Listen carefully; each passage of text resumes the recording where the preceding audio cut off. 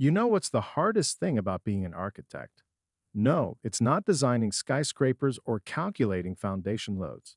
The hardest thing is explaining to your own mother why you traded a three-bedroom apartment in Manhattan for what she calls that ancient barn. And even harder is watching the two most important women in your life ready to tear each other apart, with one of them, my mother, considering it her sacred duty to control our every breath, every move, and even the contents of our closet.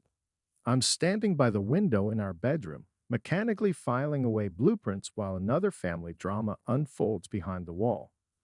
The thunderstorm outside echoes the mood in the apartment, thunderclaps drowning out Mom's piercing voice. Get out right now. I want you gone by New Year's. My wife Sarah stands frozen by the kitchen sink.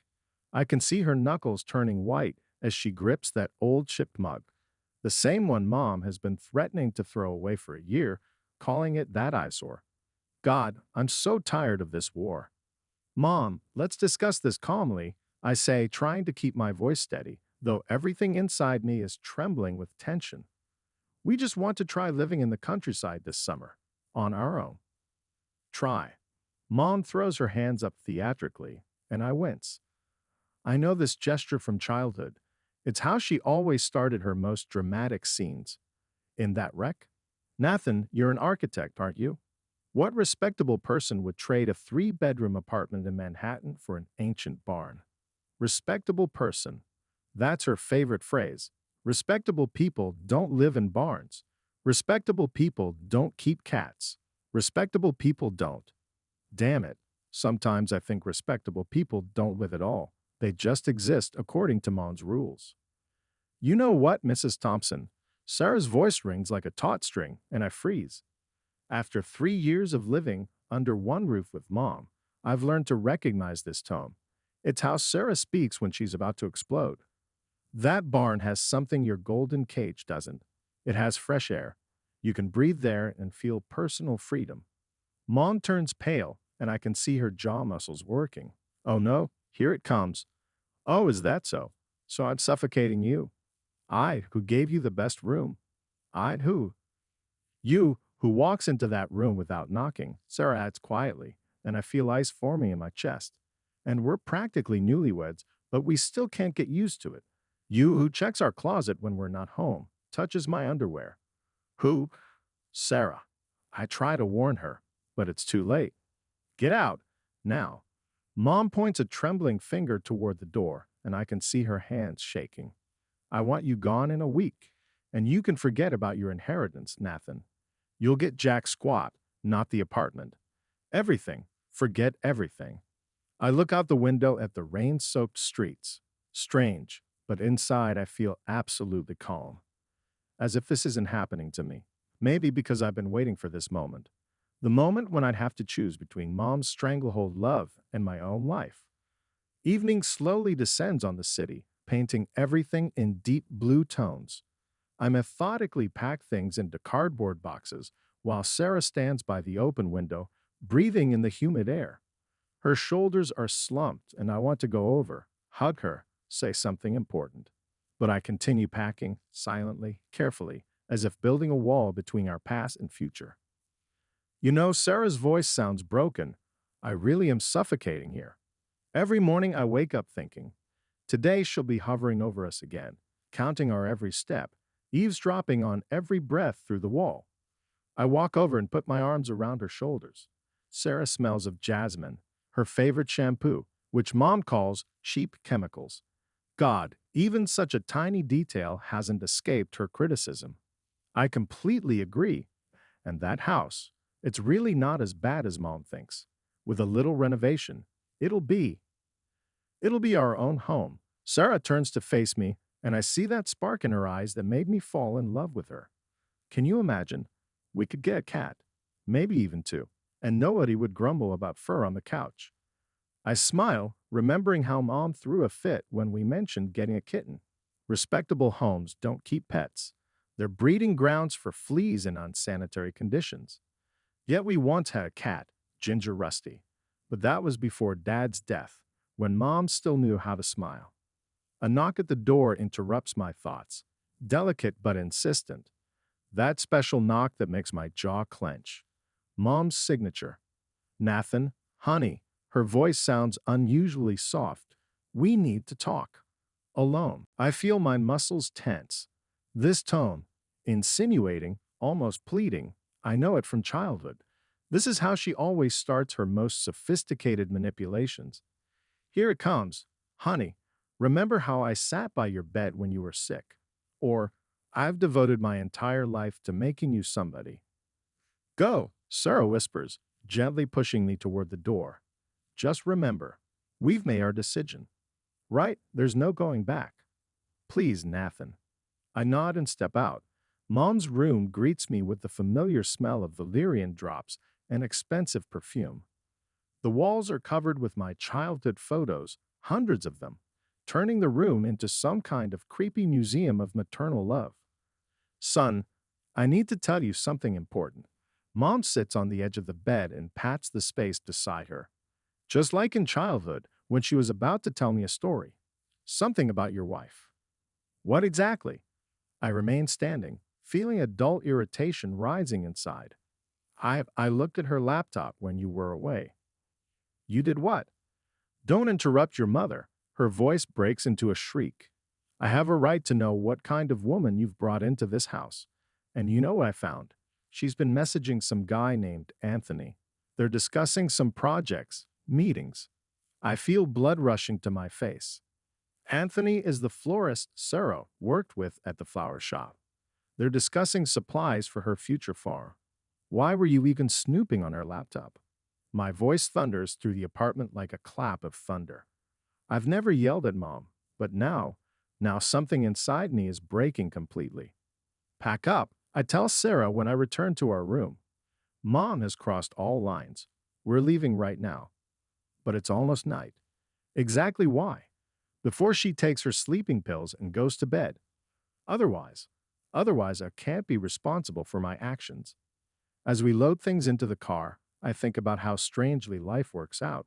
For 30 years, I was a mama's boy, an obedient son who never talked back, who went to architecture school because it's prestigious, who only brought home proper girls from good families, until I met Sarah. And now here we are, running away in the middle of the night like thieves from Mom's golden cage to our ancient barn. And I feel surprisingly free. The old house welcomes us with pre-dawn coolness and the smell of dust. When Sarah flips the light switch, the dim bulb catches peeling wallpaper and cobwebs in the corners. But you know what? Even these cobwebs seem more beautiful to me than Mom's perfectly ironed curtains. You know, if Sarah tries to smile, it's actually cozy here, in its own way. I silently embrace her. We stand in the middle of the empty room, listening to birds waking up outside. Dawn slowly creeps through unwashed windows, painting everything around us in soft pink hues. And for the first time in a long while, I feel at home. What did she say about me? Sarah asks quietly. What made you so angry? I shake my head, not wanting to repeat that nonsense about messages with Anthony. Mom always had a talent for turning the most innocent things into scandalous stories. I remember how she interrogated my classmate Katie just because she brought me homework when I was sick. Decent girls don't visit boys' homes. It doesn't matter. None of it matters. What matters is we're here. And this is our home. Period. The next few days fly by in a blur. I wake up with the first rays of sun, settle at my drafting table by the window, and work on projects. From the garden comes birdsong and the quiet tinkling of gardening tools. Sarah is clearing overgrown paths, preparing the soil for future flower beds. Can you believe there used to be a rose garden here? She says one morning at breakfast, her eyes shining like a child who's found buried treasure. I found old bushes. They're still alive. And you know what? I've decided to open my own small flower farm. I look up from my blueprints. A farm? Right here. Why not?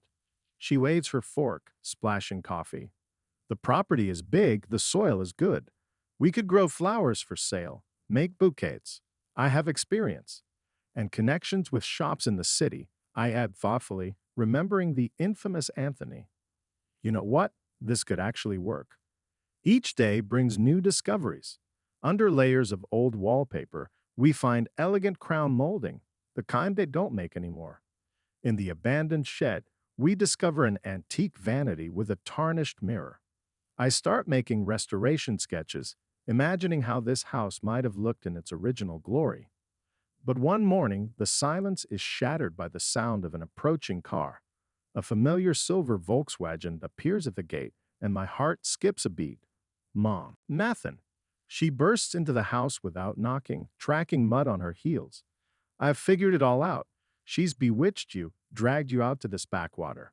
But did you really think I was bluffing? She waves some paper triumphantly.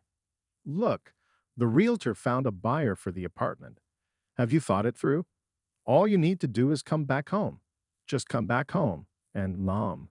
I slowly rise from the table, feeling something like pity growing inside. This is my home. What? She chokes on air. So, you're really choosing this wreck over an apartment in Manhattan. I'm choosing my life, I say firmly. My family, my future, with or without the apartment. A heavy silence falls. Somewhere deep in the garden, a robin sings plaintively. The wind rustles through young leaves. Mom shifts her lost gaze between Sarah and me, and I suddenly notice how small and fragile she's become. When did this happen? When did my domineering, always confident mother turn into this confused woman? Well then, you'll regret this, she finally hisses through her teeth. You'll both regret it. When her car disappears around the bend, Sarah turns to me. What happens now? Will she really sell it? I look at my wife and see the reflection of my own fears in her eyes. We both know, Mom isn't one to make empty threats. If she's decided to sell the apartment, she'll do it, even if it destroys our family completely. Now, I take Sarah's hand, trying to keep my voice steady. Now I'll help you with the rose garden. But first, show me what's going on with that crown molding under the wallpaper. But in the evening, sitting on the porch watching the sunset, I can't shake off troubling thoughts. What if Mom is right? What if we really will regret this? A 3-bedroom apartment in Manhattan isn't just real estate. It's our security blanket for the future, a chance to someday give our future children a good education. You know she's right, I say quietly. We might really regret this. What do you mean? That she's serious about selling the apartment. This isn't an empty threat, Sarah. She'll really do it. We'll never be able to save up for our own place in Manhattan again. What a ridiculous choice she's forcing us to make. In the gathering dusk, Sarah's face looks particularly fragile and vulnerable. She squeezes my hand tighter, and I feel a vague anxiety growing inside. Something tells me this isn't the end of the story. Mom isn't one to back down easily. The morning is raw and chilly. I sit at my drafting table, trying to focus on a project for a new client's country house, but my thoughts keep returning to Mom's threat. Outside, the wind rustles through the last roses in the garden. Funny, but Sarah's flower farm has actually started bearing fruit. Several shops in town have already placed orders for bouquets. The phone ring breaks the morning silence. I flinch when I see Mom's number. Nathan. Her voice sounds unusually hollow. Congratulations.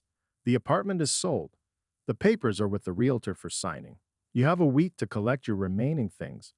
That's all. Take care, son. I feel my fingers go numb around the phone. My throat goes dry.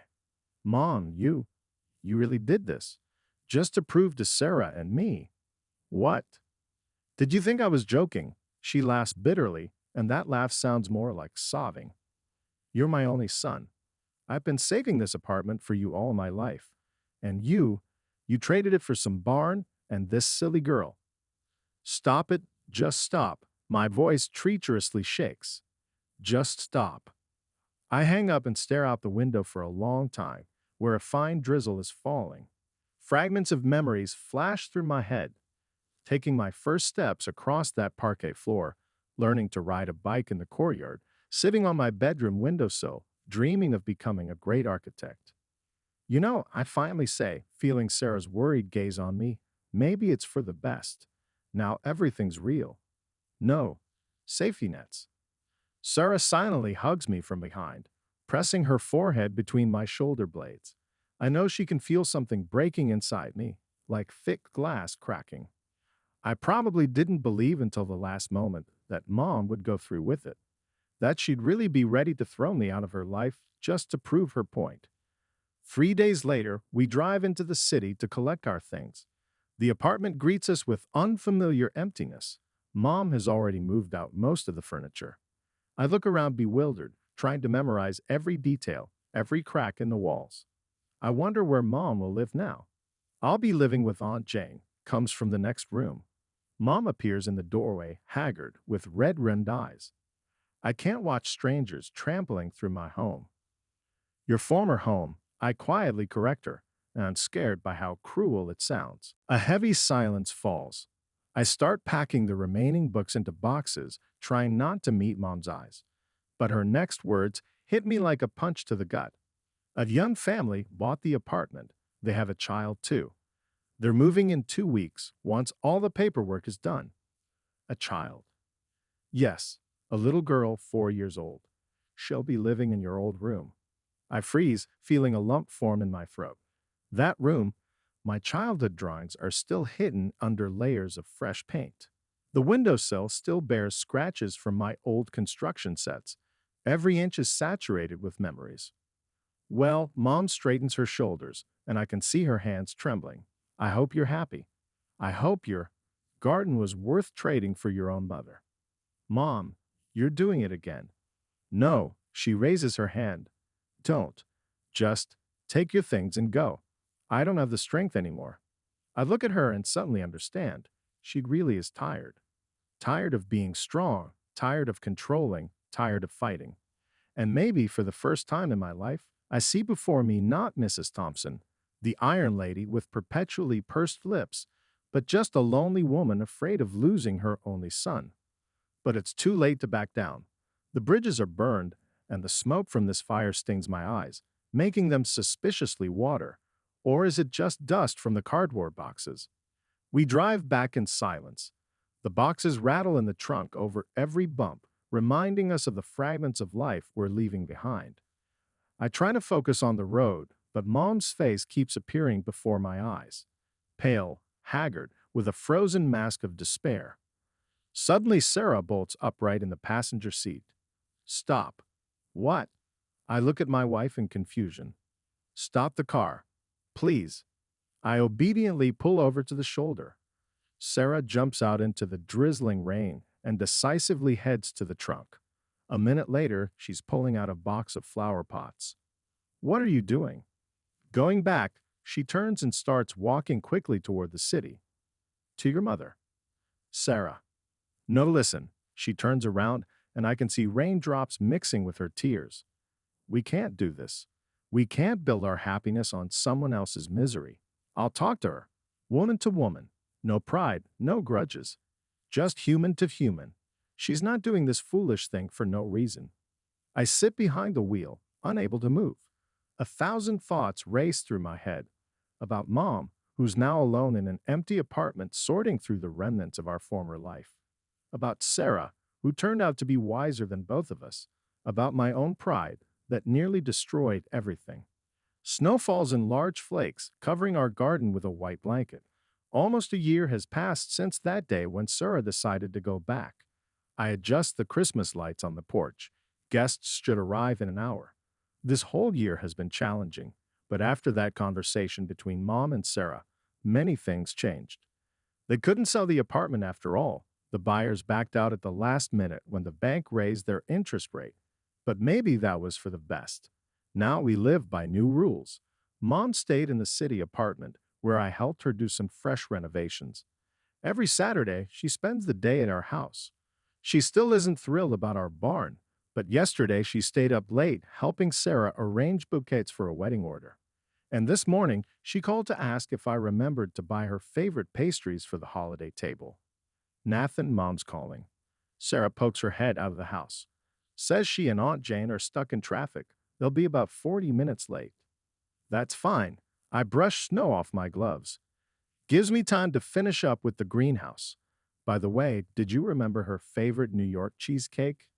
Sarah smiles and pulls me close. I still can't believe how everything turned out. Remember how I ran back in the rain that day? I thought your mom would just throw me out. Instead, she broke down and admitted she was just afraid of being left alone. I hugged my wife. You were so smart to go back that day. Who knows how far we would have gone in that war? Mom definitely wouldn't have stopped at selling the apartment. The house smells warm with cinnamon and vanilla. Mom's favorite cheesecake is cooling on the counter, and the Christmas tree sparkles with lights in the corner. I catch my reflection in the old vanity mirror, tired but happy face. This past year has taught me a lot. Sometimes you need to let go of your pride to save what really matters. We found a compromise, not perfect, but alive. Mom got freedom from loneliness and the chance to be part of our lives without controlling every aspect. Sarah and I gained our home and independence without destroying family bonds, and our ancient barn gradually transformed into a cozy place where there's enough space and love for everyone. Headlights flash outside. Mom's car. Time to welcome our guests. And you know what? For the first time in a long while, I feel truly at home.